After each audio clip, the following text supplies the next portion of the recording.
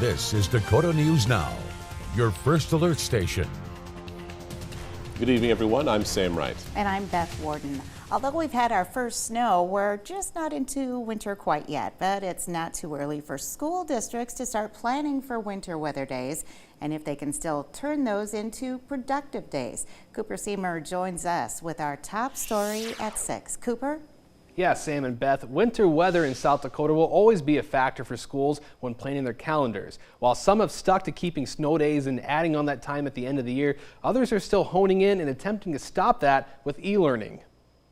Ever since the pandemic forced school districts to utilize remote learning, many have now taken those strategies and used them to avoid adding snow days with e-learning days. After holding off on remote learning, the Sioux Falls School District is one of the newest districts in the state to add e-learning. Assistant Superintendent Teresa Boyson says the district wanted to make sure students had everything they needed online before switching. We used the summer to develop how this would roll out. We have Canvas as our learning management platform, and our teachers will post their assignments and everything in that platform. Boyson says if the weather outlook shows a poor forecast, students will be sent home with the electronic devices they need the day before, and a final call will be made that morning on whether students should stay home or come back to school. Really looking at how do we help support student learning throughout the year and not having to add those days on to the end of the year, so for staff and students and families for their planning purposes. But not every school district in South Dakota is making the move to remote learning. In fact, at least one school district has got rid of their e-learning plan after implementing it a couple of years ago. Elkton School District Superintendent Brian Jandl says the district is back to snow days after starting remote learning after the pandemic. That's because staff felt that for elementary age students, the quality of learning online wasn't as effective as in-person classes. Basically, they came up with a statement that we shared at our November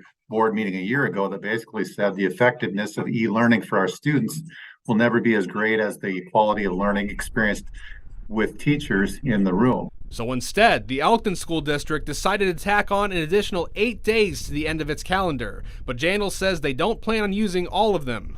So we have 180 days on our school calendar for students, but it also says that we will stop when we hit 173 days.